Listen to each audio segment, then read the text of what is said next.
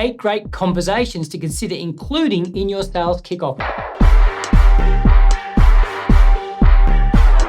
Hi, I'm Dean Mannix. Now, if you're pulling all your people together for a sales kickoff event, please keep this in mind. The self-reflection, the conversations, and the personal planning that your people do at a kickoff event are far more important than the presentations they listen to and watch from presenters that are meant to motivate them. You see, in the last vlog, I provided you with insight into how you can use the sales growth blueprint and the 7 drivers or accelerators of sales growth as a fantastic reflection and planning tool. Something I didn't mention is that the best thing about the blueprint is that you don't have to improve all 7 of the accelerators to improve sales results. After 20 plus years of consulting on sales performance in over 25 countries, I can confidently tell you that if you improve any single driver or accelerator, you'll get an immediate improvement in sales results. Now, as I mentioned before, at your sales kickoff, the real value for your people comes from the conversations. In this vlog, I want to share what I believe are 8 must-have conversations at any kickoff event and throughout the year, by the way,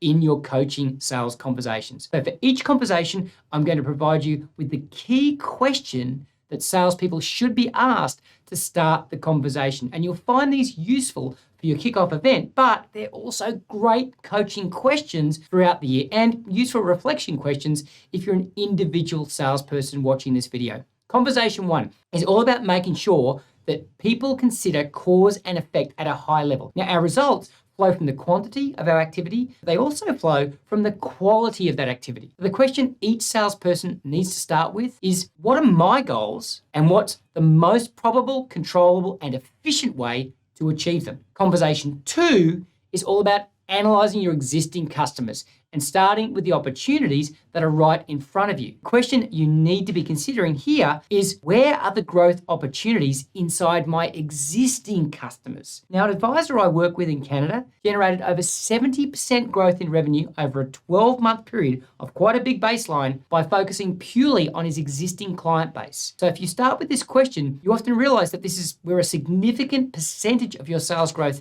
time should be allocated. Conversation number 3 is all about smarter targeting. So much sales and marketing energy is wasted on people and mediums that are never going to provide a return for your time, your effort, and your energy. You must be doing more of the right activity with the right people at the right times if you want to achieve major sales growth without sacrificing your health, your personal life, and all the other things that should matter to you. The question to consider here is, what type of people or companies am I most able to deliver value to and capture my fair share of that value? You see, there's no point in providing massive client value unless you're capturing your fair share. There's also no point in chasing a targeted personal company if you don't have some sort of edge over your competitors in relation to delivering value. A big hint on considering this question is make sure that you do an analysis of all the customers you won business with last year and ask yourself why they chose you. Even better, go out and ask them. Conversation 4 is all about making sure you've developed strategies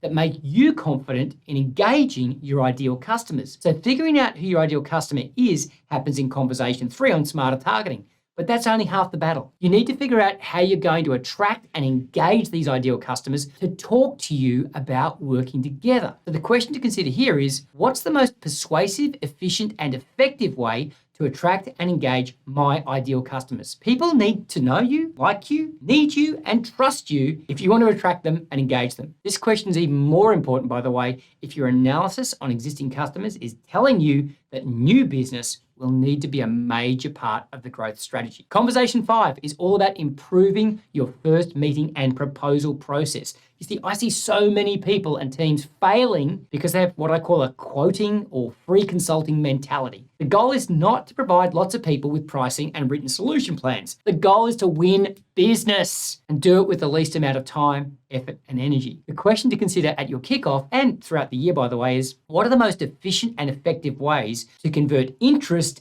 into confirmed need and genuine opportunity into new customers? Now, I constantly like to remind people that there's usually a 40% uplift in profit achieved from a 10% improvement in conversion. So it's worth your time. Conversation number 6 is all about leveraging the credibility, networks, and goodwill of others as part of your sales growth strategy. So who can help me is not a question, is a question not enough salespeople ask. And one of the more powerful activities I like to do in kickoff events is dig deep into this question just to highlight all the ways salespeople can grow through the efforts and introductions of others. Conversation number 7 is generally ignored, by the way, and it relates to sales confidence and motivation. I love the debate around whether competence is more important than confidence. I believe confidence is the number one determinant of success for salespeople, and there's an abundant amount of research supporting this. Now, I'm not saying you don't need to be competent. I'm just pointing out that a competent person that doesn't have the confidence to do business development activities or close deals is probably not going to succeed. The question to consider for this conversation is, what can I do daily and monthly to maintain consistently high levels of motivation and confidence in executing my sales growth plan? And finally, conversation 8 is about the thing we all know we need to be successful but don't really like. That's accountability and feedback on our reality. If we want to achieve a disciplined, effective, and efficient approach to sales growth, we need to be measuring, monitoring, and paying attention to our results on a daily basis. So the question here is, what are the 3 most valuable leading or lagging indicators of success?